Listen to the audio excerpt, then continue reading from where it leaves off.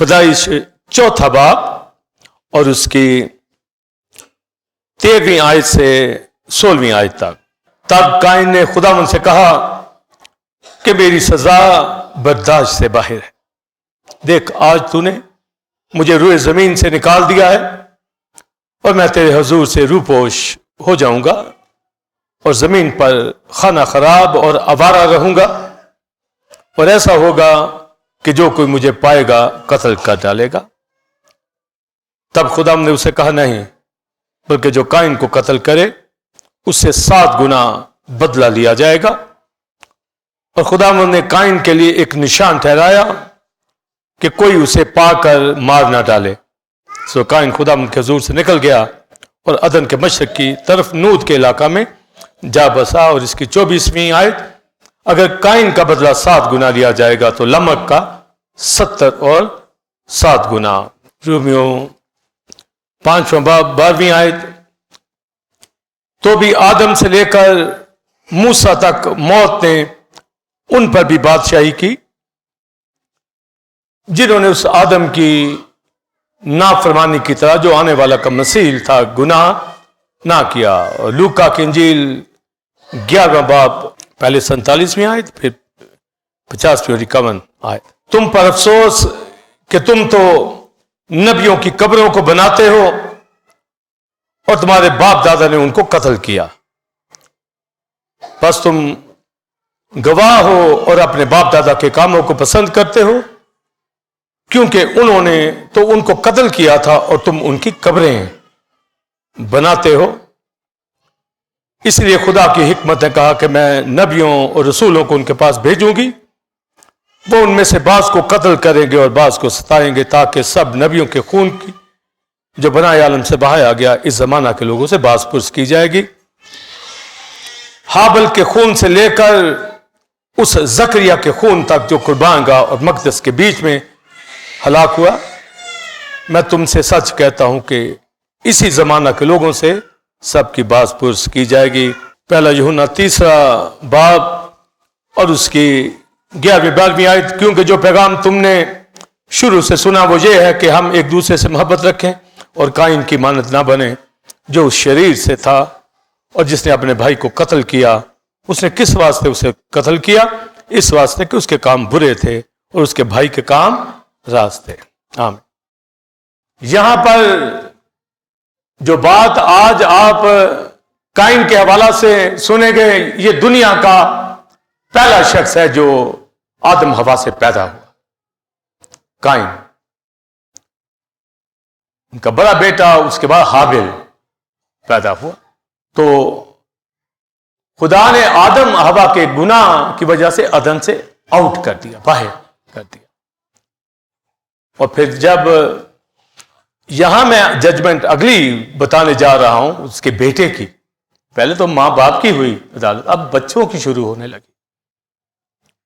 काश कोई समझ जाए कि हम जो यहां पैदा हुए हैं, मां बाप भी का भी एक रिश्ता रखते हैं, हस्बैंड वाइफ का भी रिश्ता रखते हैं। हमारा क्या बनेगा, बच्चों का क्या बनेगा, सबकी अदालत होगी, मां बाप की भी बच्चों की भी। तो जो फोकस नहीं करते वो फिर इसी तरह मुश्किल के अंदर पड़ जाते हैं।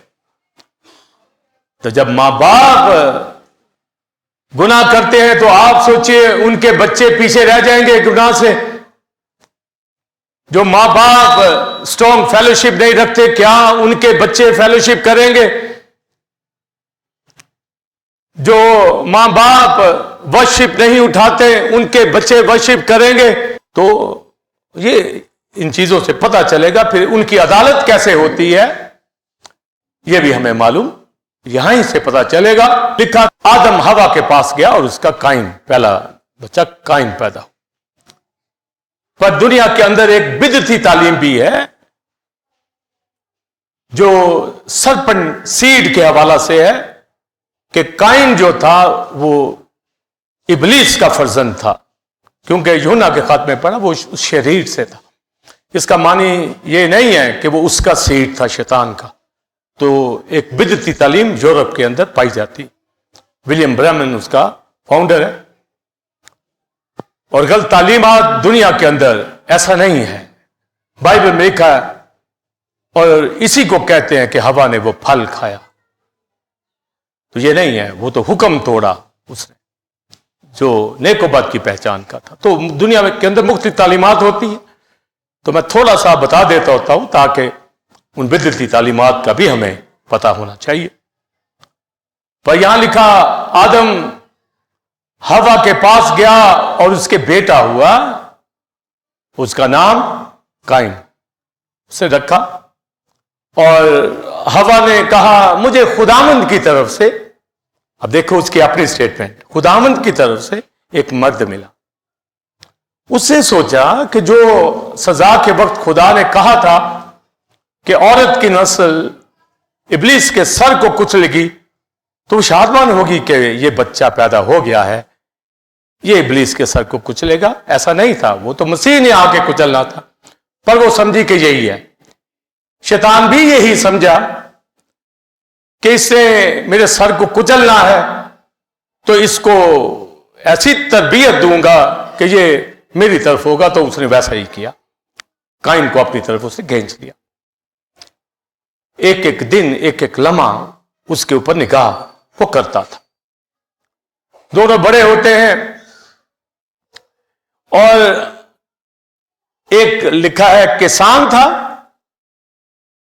खेतों में काम करता, बीज बोता, फसलें काटता था, और दूसरा शेपर्ड था, चरवाहा था, भेड़ बकरियां चराता था, हाबिल। अगर हदिये लेके आए हैं तो यकीनन आदम हवा भी वर्शिप करते होंगे, मगर हमें आगे चलकर मिलता है कि वर्शिप अनूस के दिनों में यहोवा नाम से इबादत होती है। इसका मतलब है पहले वो करते होंगे, किस तरह रिटर्न नहीं है, मगर इन ऑफरिंग से पता चलता है कि आखिर इनके पास ये एजुकेशन आ गई है। पर तो भी मैं ये कहना चाहूंगा कि ये दोनों भाई खुदा के लिए हदिये लेके आए, जैसे मैं आप खुदावंद को ऑफरिंग देते हैं, ये भी लेके आए। और जो नहीं लाते हैं, या तो फिर उनको पता नहीं है, और अगर वो उनको पता है तो वो काइन से भी रहे गुजरे हैं। यहां तो काइन भी ले आया, तो आप देखिए कि वो बंदे क्या होंगे। हम इन्हीं बातों से अंदाजा लगा लेते हैं जिंदगियों का कि टाइप देने में कितने मुखलिस हैं, ऑफरिंग, डोनेशंस, खुदा के कामों में कैसे बढ़ चढ़ के हिस्सा लेते हैं, पता चलता है। यहां काइन जैसे ला रहे हैं, तो आप बताइए जो कहे हमें समझ है, फिर काहे की समझ है।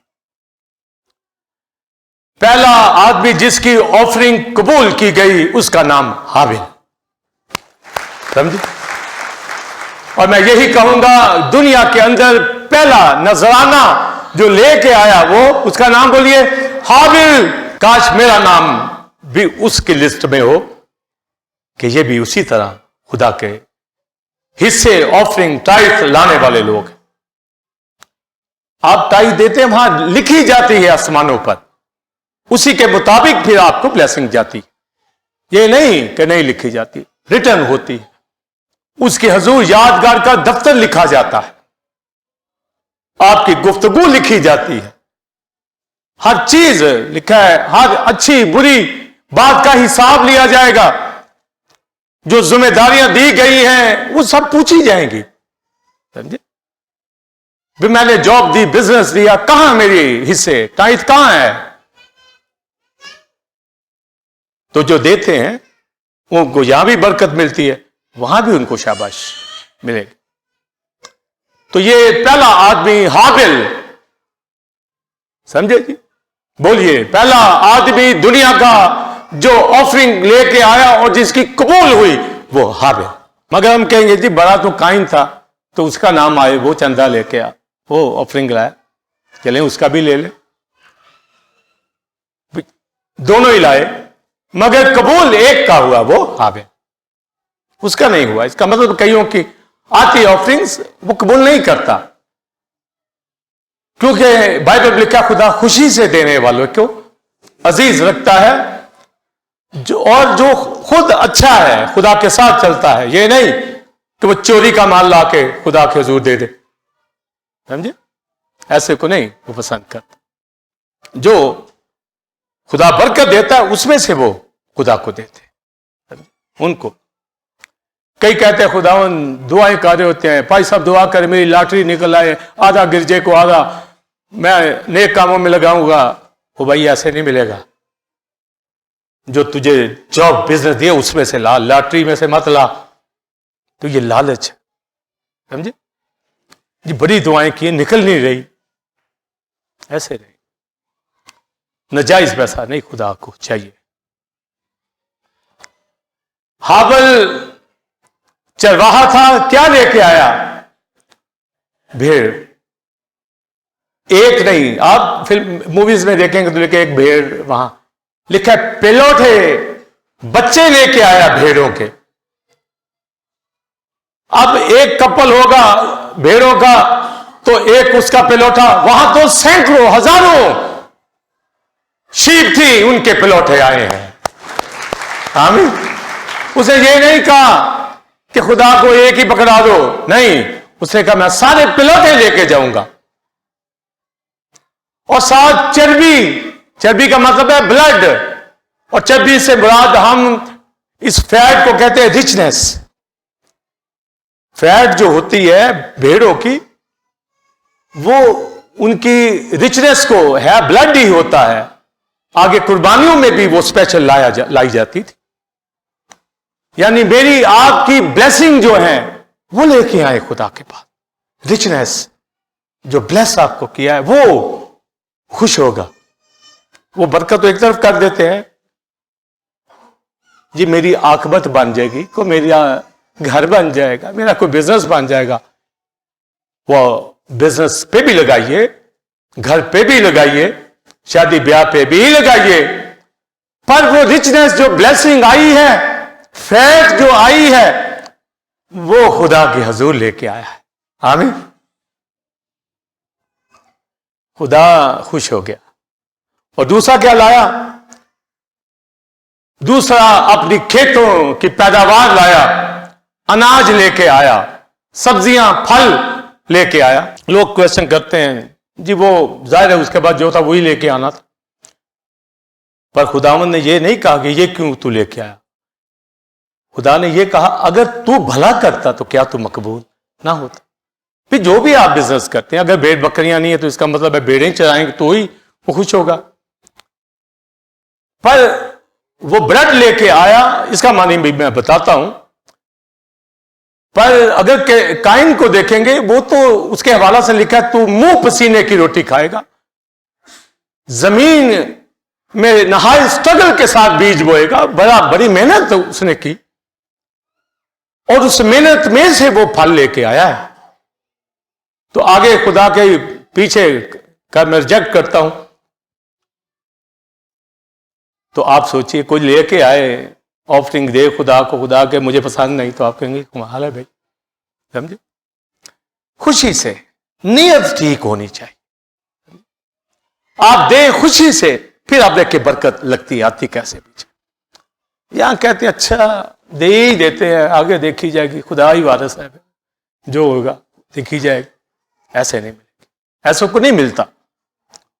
और जो अपनी पूरी दया यकीन नहीं देते, उनसे पूछो आपके पे कितनी है तो बताएंगे आपको सही। तो जब टाइज की बात आएगी तो खुदा ने तो उसी हिसाब से फिर देखना ना कि जितनी टाइज है उतनी तुम तनख्वाह मांगते हो तो उतनी मिलेगी, वो उतनी फिर देता है, काट देता है। वो भी सुराखदार थैली में वो जमा करता है, सुराख कर देता है कि भी जितनी तू कह रहा उतनी पे ले ले। बड़ी ध्यानदारी चाहिए भैया, हम यहां क्यों बैठे हैं? उसकी वर्शिप के लिए बैठे हैं, तो फिर ना ध्यानदार निकले तो आप बताओ क्या फायदा? ये मिसालें हैं, ये हमें सिखाती हैं, तालीम देती हैं कि क्या करना क्या है। तो वो बड़ी मेहनत के साथ मुंह पसीने की रोटी लेके आया है खुदा के लिए, ऑफरिंग रिजेक्ट हो गई। वो पिलोठे लेके आया है, यानी पहला फल लेके आया। आमीन।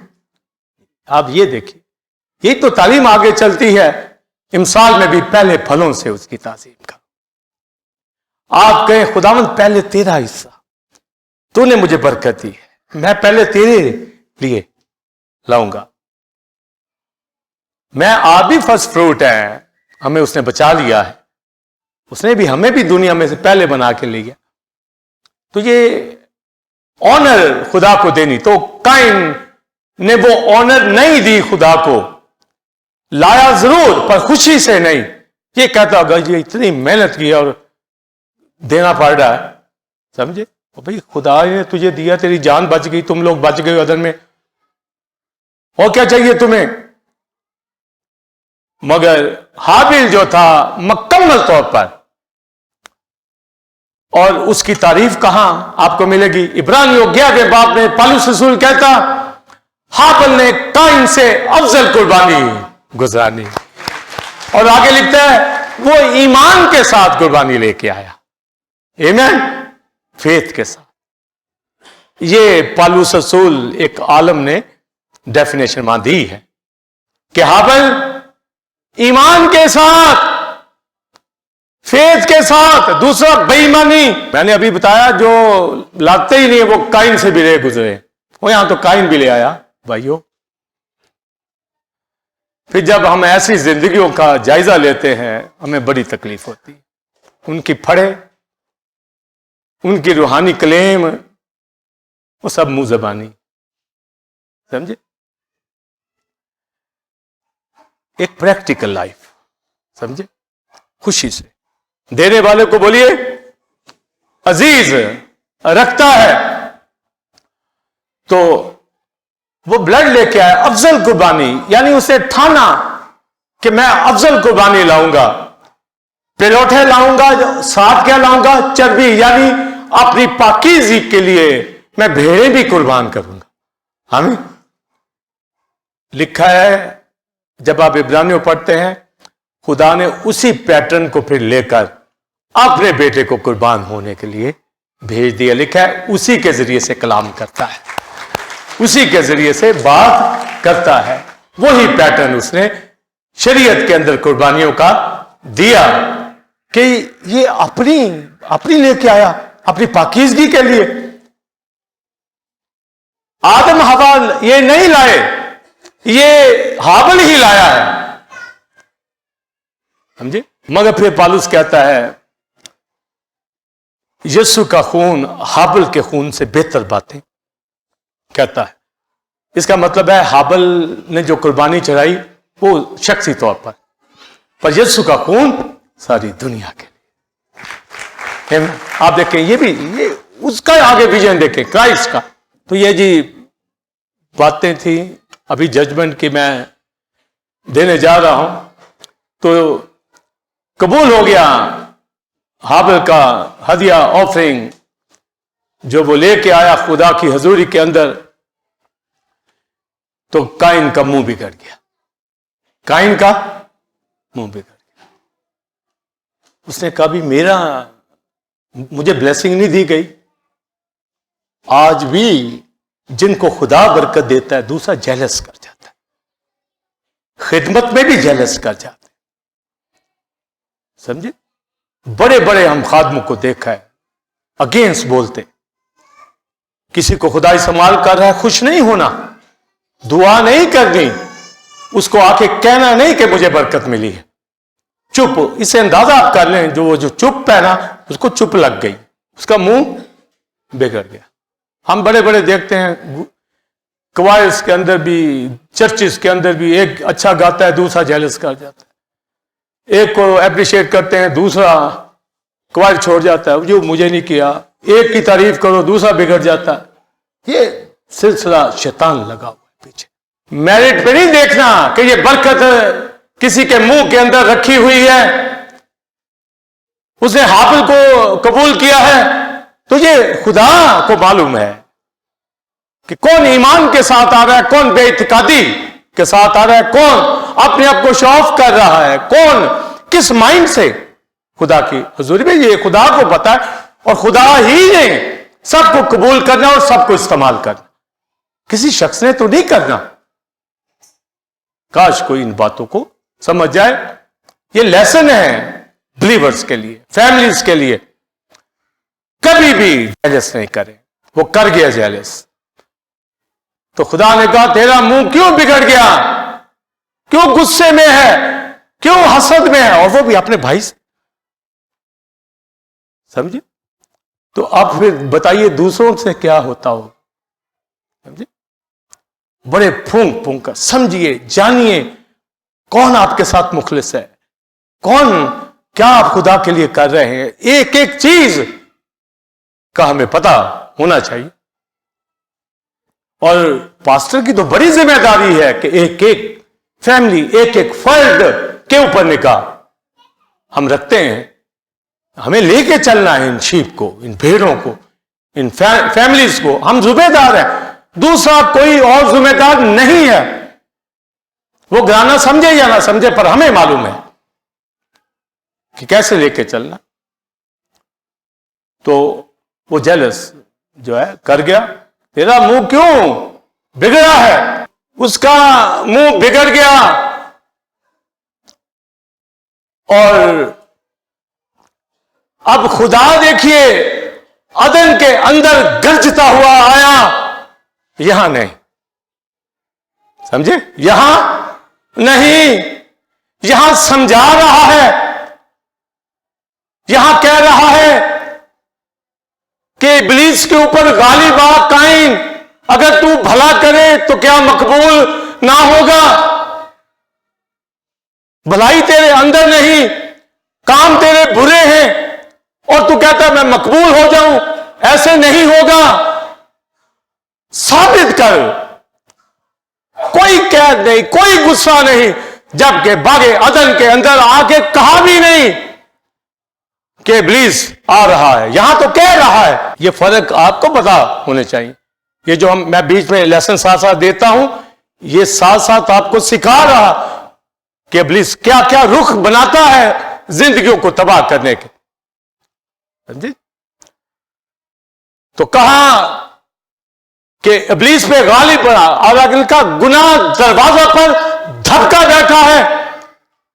कभी आप जानवरों की मूवीज आप देखते हैं, विल्डरनेस के अंदर, वाइल्ड लाइफ के अंदर आप देखें, शेर कैसे दबे पांव बैठा होता शिकार करने वाला, आहिस्ता आहिस्ता आहिस्ता आहिस्ता आहिस्ता एकदम झपट्टा मारते हैं जब मौका उनको मिल जाता है। दबे पांव, दबे पांव, दबे पांव। लिखा है दरवाजा पर धपका बैठा है, तेरा मुश्ताक है कि तू गलती करे और तुझे पकड़े। तू गालिब आ, तू क्यों बिगड़ा है? क्या तू मकबूल नहीं हो सकता? भला कर, ठीक काम कर, तो कैसे नहीं मकबूल होगा? भलाई तेरे अंदर नहीं है। तो आप देखिए, जिसकी कुर्बानी कबूल हुई वो जल्दी मर गया। आप कहेंगे कि एक तो मकबूल हुआ, खुदा ने उसको बचा ही लेता, तो ये दुनिया में सबक कैसे मिलेंगे? समझे? खुदा को सब मालूम होता है कि क्या हो रहा है।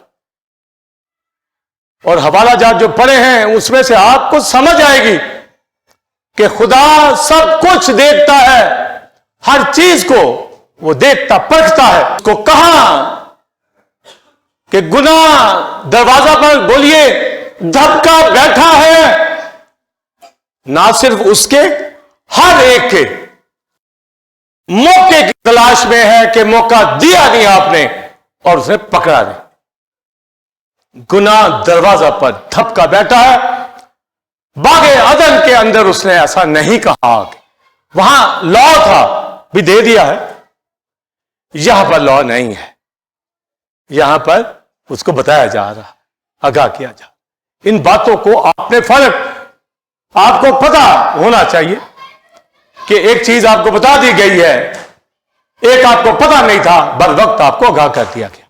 बाजों को असूल बताते हैं, बाजों को बर वक्त आगाह कर देते हैं कि ये होगा भाई, क्योंकि हमारे बाइबल की जो समझ है, हमें तालीम की, जो मैं वाज में भी समझाता रहता हूं, और कई समझ जाते हैं कि साधक जो है वो सेध होता है इस मलामत से, मगर शरीर बिगड़ जाता है, वो अपना मुंह बिगाड़ लेता है। और हमें भी पता चल जाता है कि ये शरीर है। समझे? जो हमारी बात से बिगड़ जाए, आप सोचिए, खुद ही सोच ले कि हमारी बात से, खादमों की बात से कोई उसकी बेहतरी चाहेंगे ना, तो कोई बिगड़ जाए तो बिगड़ने वाला सही होगा या हम जो समझाने वाले? मगर होता उल्टा है जी सिस्टर जी, यहां होता उल्टा है, यहां कायदा उल्टा पढ़ते हैं। समझे? जो इब्लीस ने हाथ में दिया होता। सुनिए, लिखा उसका मुंह बिगड़ा, उसको आगाह किया गया, और फिर लिखा है वो बाज नहीं आया। लिखा है काइन ने अपने घर में हाबिल से कुछ कहा, ये लड़ाई की। समझी? ये कुछ कहा जो है ना, कुछ कहा, लड़ाई की। जिससे बात कर रहा था, लड़ाई की। अब जब खेत में चले गए, अब उसे देखा यहां इब्लीस का चांस है, गुस्से से भरा हुआ था, उसको कत्ल काटा। समझे? पहले कुछ कहा, अब यहां से आप लेकर ये स्टेप बाय स्टेप चलता है काम। मसलन लिखा बाइबल के अंदर, मिसाल की किताब में, इससे बेहतर कि लड़ाई हो, गुस्सा खत्म कर दो, झगड़ा ही खत्म कर दो। इससे बेहतर कि लड़ाई हो, 10 लुकटियां, लकड़ियां जलनी है, निकाल दो बाहर, आग बुझ जाएगी। और उसमें डालते जाओगे तो फिर भाई दुनिया नजारा देखे, घरों के अंदर गीत हो, नगमे हो, खुदा की आवाजें हो, बात जितनी भी खत्म करें, जल्दी जल्दी खत्म करें। और बाइबल में क्या लिखा है? गुस्सा तो कर, आगे बोलिए गुनाह ना कर। तो गुस्सा भी इसी के ऊपर तो कलाम है। आज पर मैं ये बता रहा हूं कि वो जो कुछ कहा ना, अंदर तलखी एक दूसरे के साथ, किस पे कर रहे होंगे? कुर्बानियों पे कर रहे होंगे ना, एक दूसरे को ब्लेम दे रहे होंगे, एक दूसरे की कुर्बानी का नक्श निकालते होंगे। लिखा उसने उसको कत्ल कर दिया। और खुदा ने पूछा, काइन तेरा भाई हाबिल कहां है? मैंने कहा मुझे क्या पता, मैं उसका मुहाफिज हूं खुदा के साथ। आप देखें, इतना शरीर आदमी कि खुदा से आर्गू कर रहा है, बहस। जो खुदा से नहीं बाज आते तो वो भाई को कत्ल नहीं करेंगे। मैं मुहाफिज हूं उसका। समझे? ये कहा।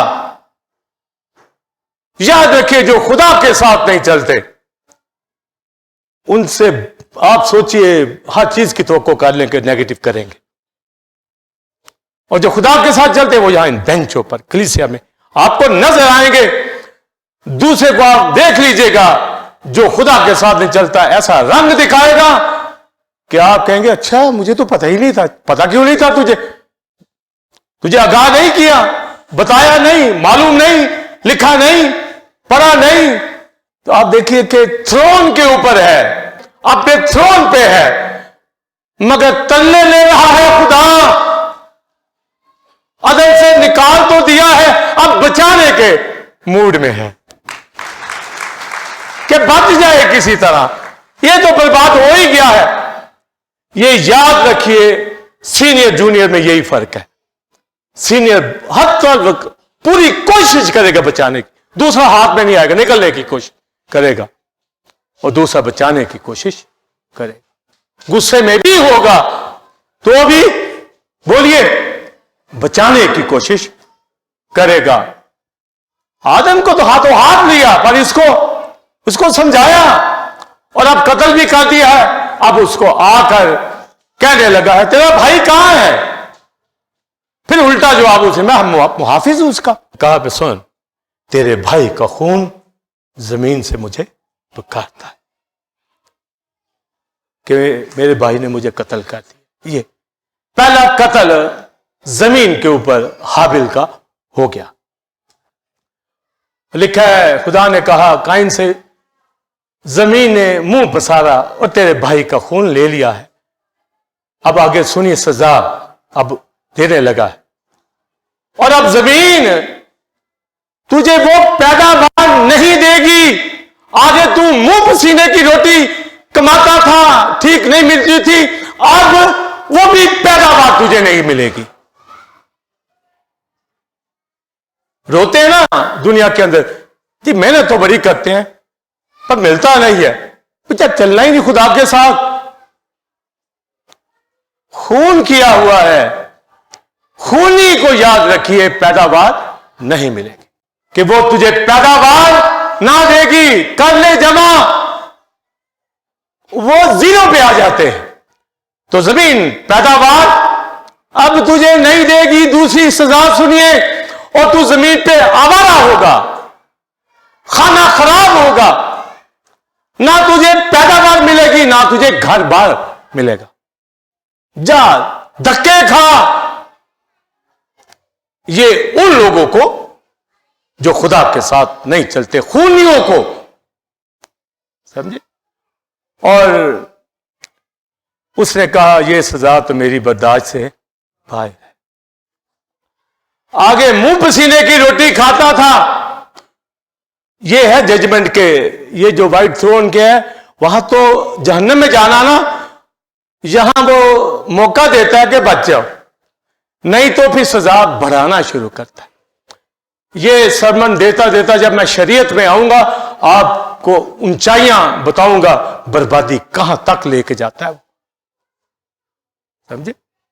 और लोग इन बातों के ऊपर गौर नहीं करते, मुश्किल में पड़ते चले जाते हैं, जिंदगी ठीक नहीं करनी,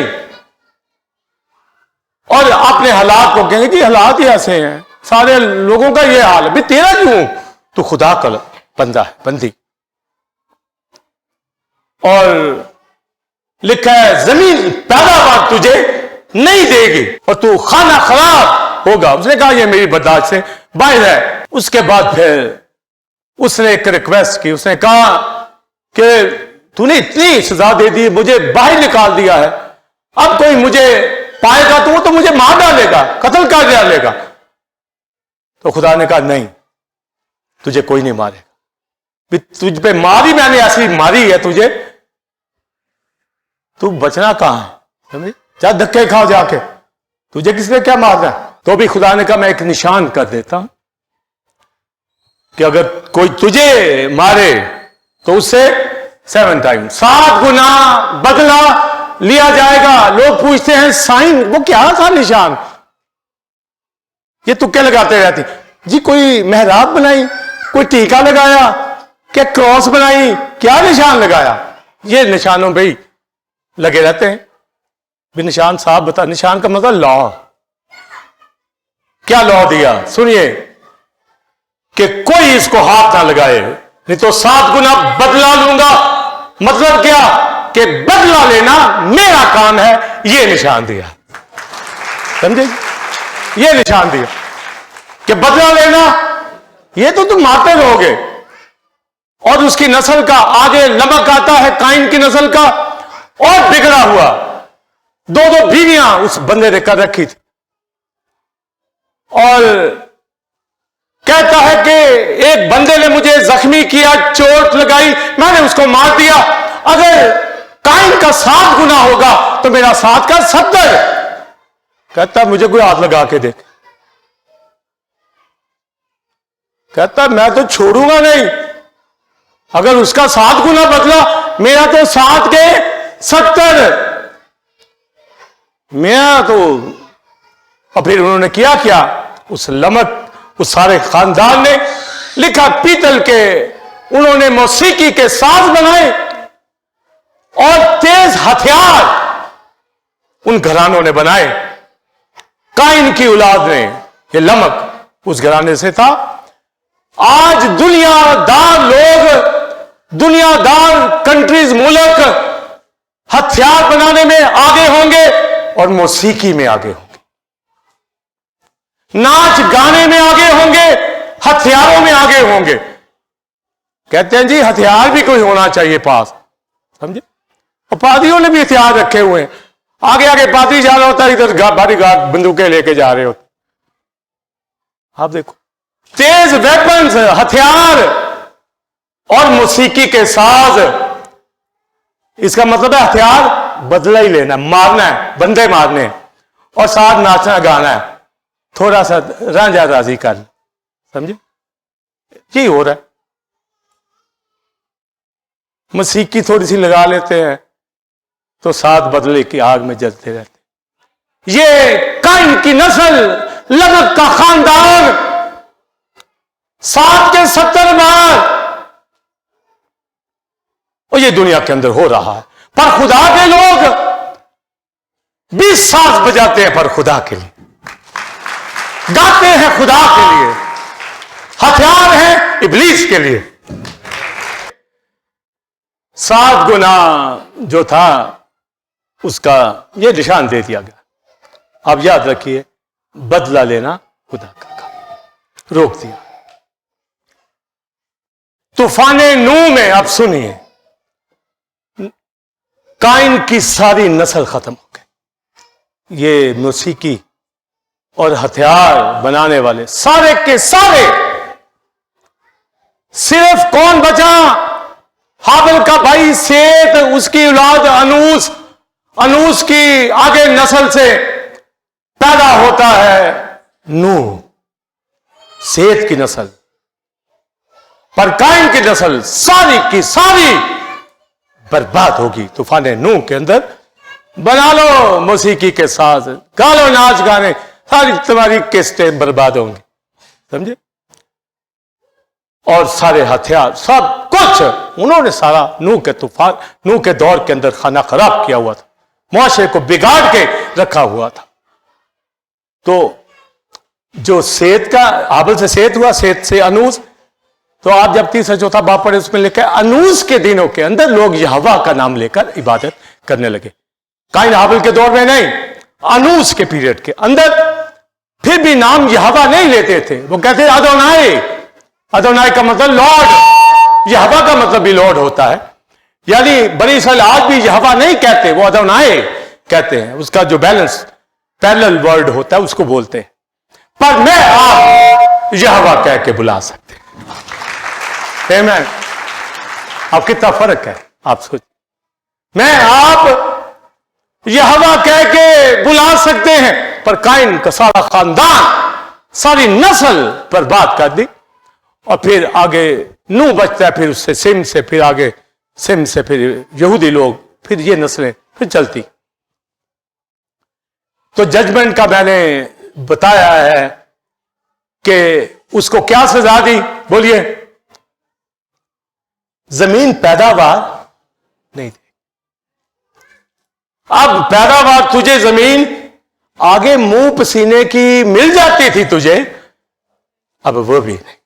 मार टकरे, कहते जॉब नहीं मिलती, बिजनेस नहीं मिलता, खुदा के साथ कैसे नहीं मिलता? वो छीन लेगा।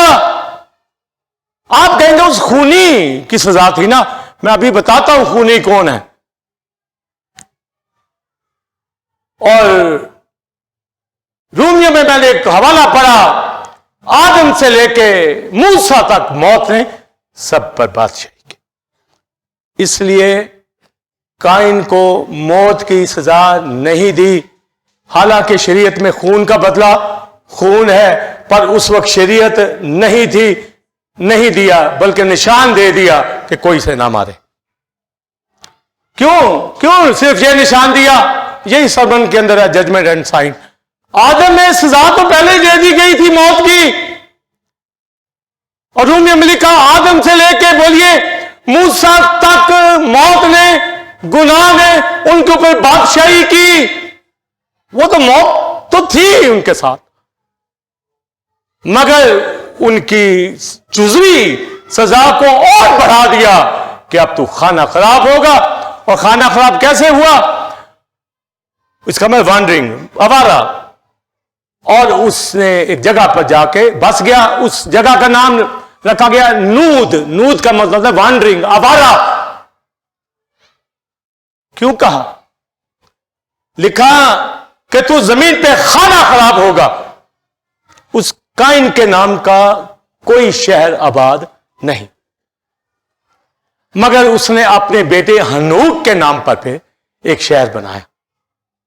ये हनूक जो आसमान पे उठाया गया, ये वो नहीं, ये काइन की नस्ल का हनूक। उसके नाम पर ये सिटी हनूक रखी गई, पर काइन अपने नाम की सिटी नहीं, वो खाना खराब हो गया। उसके बच्चे हनूक को उसके नाम पे हनूक रख दिया गया शहर। याद रखिए, जो खूनी होते हैं वो घर में नहीं फिर ठहर, यही मतलब रहेगा खूनी, कभी कहीं भाग रहा है, कभी कहीं भाग रहा है, पुलिस पीछे लगी होती है, उसका खाना खराब ही होता है, घर उसका उजड़ जाता है, खाना खराब हो जाता। आज भी यही है ना, कि फर्क तो नहीं है, खाना खराब, वो आवारा फिरता रहता है, धक्के खाता है, पैदावार भी नहीं मिलती, चोरी करता है, डकैतियां मारता है, वो मेहनत नहीं करेगा, काम नहीं करेगा, छीना छानी करेगा, दूसरे की जेब काटेगा, मेहनत नहीं करेगा। अगर मेहनत भी करेगा तो वो मुंह पसीने की, पर खूनी तो मुंह पसीने की भी उसको रोटी नहीं मिलेगी। तो मौत ने, गुनाह ने बादशाही की। आगे सुनिए, आप कहेंगे हाबिल का कत्ल किया गया और काइन को सजा ना हो। लूका की इंजील में मैंने पढ़ा, हाबिल के खून से लेकर बरकिया के बेटे जकरिया तक जिन जिन लोगों ने रास्तबाजों का, नबियों का खून किया, सबके खून की बाज़पुरस होगी, सबके खून की बाज़पुरस होगी। कैसे नहीं होगी? खुदा ने छोड़ दिया काइन को। मैंने कहा मौत की तो उसको मिली हुई थी ऑलरेडी आदम में, वो तो उसके ऊपर डेथ रूल कर रही थी, जिस्मानी मौत भी, रूहानी मौत भी और जुज़वी मौत भी, वो डे बडे हार्ड हो रही थी। अगर मैं आप कोई रोज बरोज मुश्किल ही में पड़ते चले जाएं तो समझो जुज़वी यहां सजाएं बढ़ रही हैं। हम कहते हैं ठीक है, फिर ठीक हो तो कैसे बढ़े? भी वो पिलौठे लेके आ रहा है, तो अपने खेत की पैदावार वो भी भलाई के साथ नहीं, खुशी के साथ नहीं, और कोई काइन की तरह भी ना लेके आए। ऐसे भी लोग आज के दौर के अंदर, मैं आपको बताता हूं, बदनीति उनके अंदर भरी पड़ी, खुदा का पैसा वो देना नहीं चाहते। तो आप बताइए कि टाइथ उनके पास रह जाएगी? उनका नहीं है, फिर भी कहते हैं जी हम खुदा के हैं। काइन से पूछ लो फिर क्या हाल है उसका। आवारा गर्द, धक्के खाएगा और जमीन अपनी पैदावार ना देगी उसको, और जुज़वी सजा उसकी बढ़ा दी गई। जो पहले थी मुंह पसीने की, अब बोलिए और बढ़ गई उसके ऊपर सजा। इसलिए अपनी जॉब, अपना बिजनेस, क्या सोचते हो, क्या जेल में कि कान पड़ जाएगा, मर जाएंगे, क्या बनेगा हमारा, ये सोचे चल रही है अंदर। तो फिर खुदा के साथ नहीं, तवक्कल खुदा के साथ नहीं। स्ट्रगल मैंने जरूर करनी है, ये तो जरूर करनी है, इससे तो भागना नहीं है। तालीम भी हासिल करनी, आला तालीम हासिल करे, मेहनत करे, स्ट्रगल सब कुछ, पर मसीह में रहकर। आमीन। तो लिखा कि अगर उस वक्त उसको मारा नहीं, उसी वक्त मार सकता था। मसीह ने, जिसने व्हाइट थ्रोन पे सजा देनी है, वो कह रहा है हाबिल के खून का बदला लिया जाएगा। तो व्हाइट थ्रोन पे लेगा नहीं। हम कहेंगे जी आलमेरवा में छूट गया। मसीह कह रहा कि व्हाइट थ्रोन के ऊपर बदला लिया जाएगा। किसका? हाबिल के खून का। और आगे बोलिए, बरकिया के बेटे बोलिए जकरिया, और काई से मजीद कहा कि और नबियों को, रसूलों को तुम्हारे पास भेजूंगा, तुम उनको भी कत्ल करोगे। उन सब का बदला मैं इस जमाने के लोगों से लूंगा। काइन से नहीं लिया, कहा तुमसे लूंगा। आप कहेंगे जी वो काइन ने किया, बदला हमसे ले रहा। आदम के गुनाह का भी जोर आज तक जिंदगियों में आ रहा है, काइन का भी आ रहा है, जो लोग नहीं समझ रहे। समझे? बोलिए, हाबिल के खून से लेके, और उनको फिर पहले क्या कहा? तुम जो ए फकियो फरीसियो, तुम पर अफसोस कि तुम अपने बाप दादा की उन बातों को रिजेक्ट करते हो, कहते हो कि हम अगर उस दौर में होते तो नबियों को कत्ल ना करते, पर तुम तो उनके मकबरे बना रहे हो, कब्रें बना रहे हो, नबियों की आराइश करते हो। यानी आराइश भी कर रहे हैं कब्र की कि ये हाबल की कब्र है, ये जकरिया की कब्र है, ये स्तिफनस की कब्र है, हमारे बाप दादा ने मार दिया इनको और तुम उनकी आराइश कर रहे हो। ये गवाही तुम दे रहे हो कि तुम उन काफिरों की औलाद हो जिन्होंने नबियों को कत्ल किया। कहते हो कि हम वहां होते तो बाप दादा की तरह ना होते, उनके कामों में शरीक ना होते। ये तुम्हारा कहना ही तुम उनकी औलाद हो। तो मकबरा बना के हमें खुदा को बता रहे हो कि बड़े नेक है, मैं और नबियों को भेजूंगा, तुम उनके साथ भी ऐसा ही करोगे क्योंकि तुम उन काफिरों की औलाद हो। ए फई के बच्चों, ए सांपों, ए सांप की औलाद, तुम उन नबियों के साथ भी ऐसा ही करोगे। तुमको कौन जहन्नम की सजा से बचाएगा? कैसे तुम जहन्नम की सजा से बच सकोगे? बचोगे? ये क्राइस्ट ने, जिसने व्हाइट थ्रोन पे बैठ के जजमेंट करनी है, वो कह रहा है कि हाबल के खून का बदला लिया जाएगा। और किन से लिया जाएगा? बोलिए, उन फक्की फरीसियों से। यानी वो जो ये कहते हैं कि हमारे बाप दादा ने गलत किया, हम होते तो ना करते। ये गवाही दे रहे हो कि तुम उनकी औलाद हो। औलाद हो तो ऐसा ही करोगे। बना लो जितने मर्जी मकबरे, बना लो जितनी मर्जी कब्रें, तुम ऐसा ही करोगे। कौन बचाएगा तुम्हें जहन्नम की सजा से? 8वां बाप यूहन्ना, जैसे तुम्हारा बाप, कहते हैं हम तो अब्राहम से नहीं, तुम अपने बाप इबलीस से हो।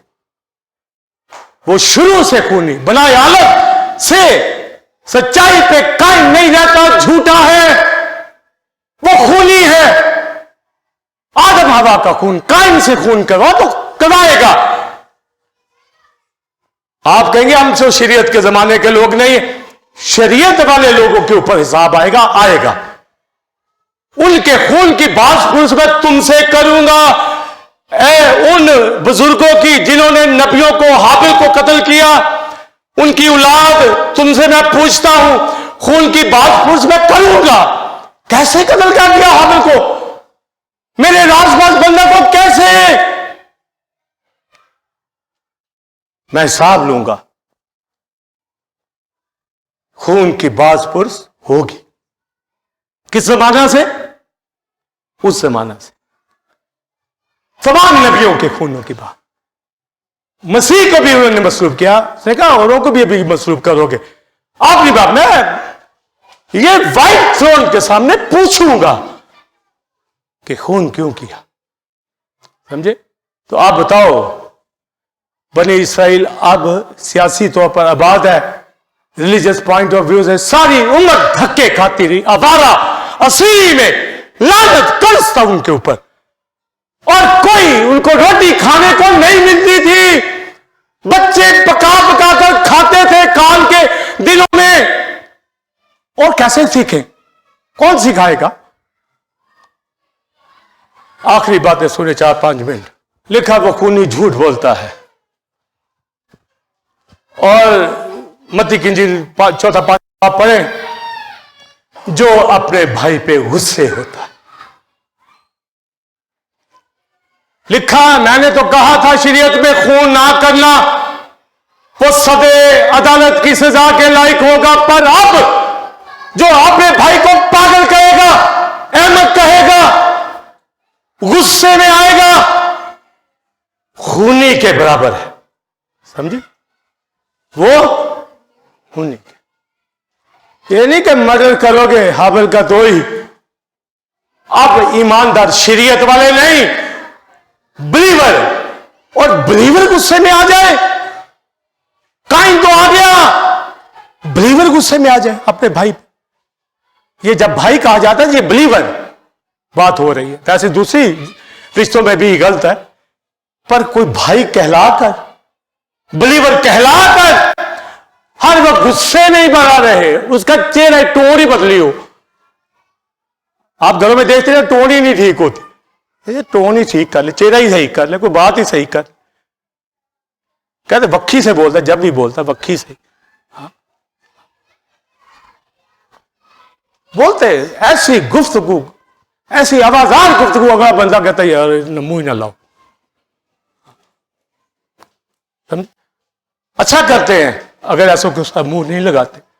जो आपसे सॉफ्ट बात करता है, जो आपसे टॉक करता है, जो खामोश रहता है, समझो वो अंदर से पूरा है, उसको मौका मिला नहीं और उसने आपको आगे लगाया नहीं, समझे।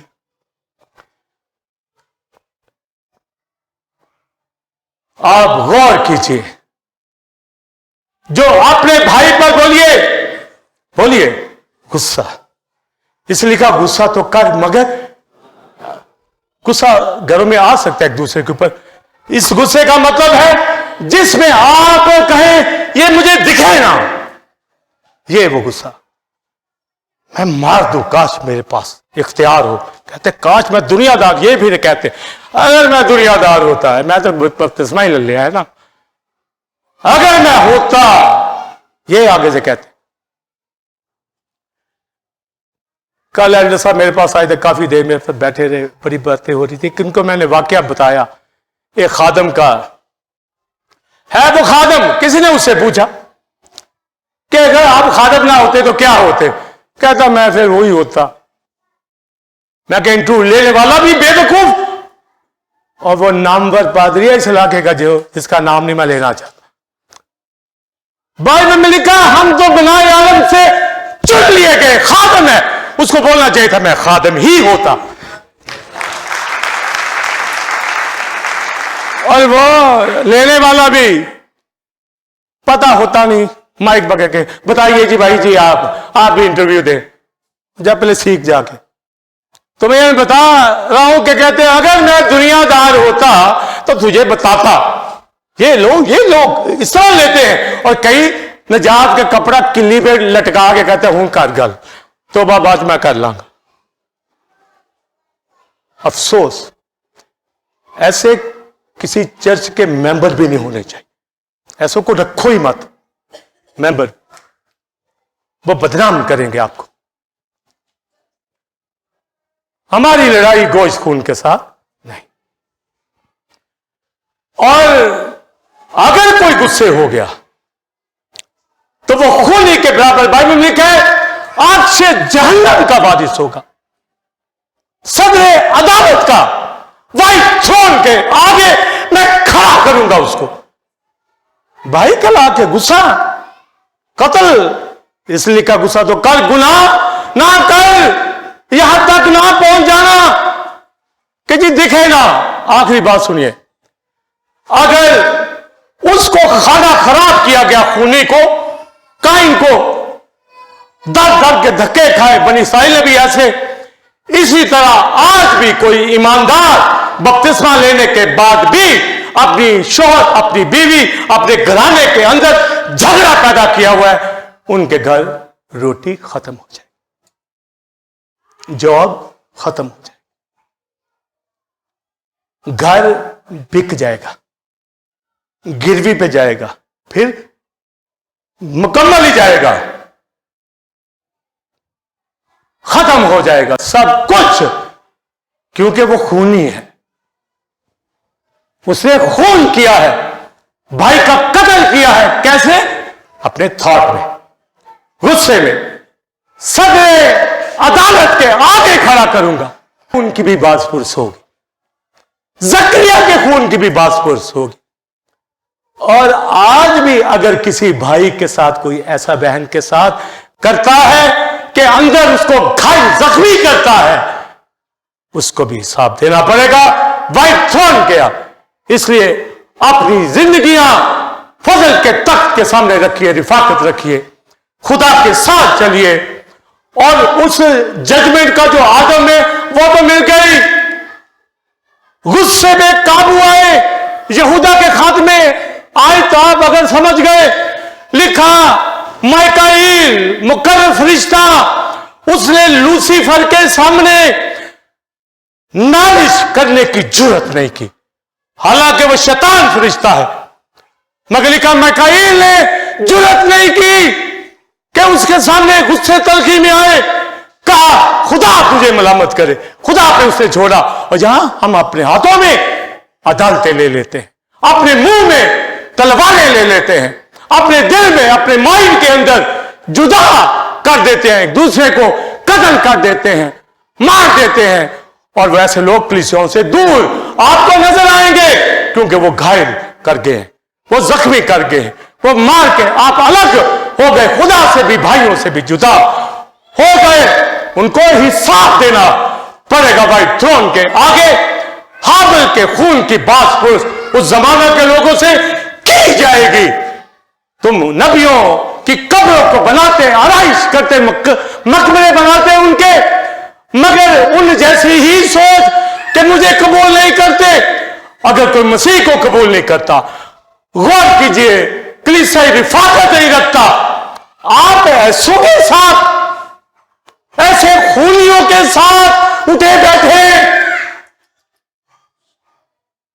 याद रखिए, जो उनके शरीक होंगे उन्हीं की तरह होंगे। और वहां भी रोटी की कमी आए, बीमारी हमला करेगी, गुर्बत नाचेगी, दर्जा बदर्जा ये जजमेंट जुज़वी बढ़ती चली जाएगी। बचना है तो सिर्फ यीशु के पास आने से। कौन हमें खुदा की मोहब्बत से जुदा कर सकता? काल बदा नन जज्बा कोई चीज वो हमसे नहीं लेगा। सब कुछ हमारा है। जब खुदा हमारा है, उसका बेटा हमारा है, तो सब कुछ हमारा है। आइए खड़े हो जाए।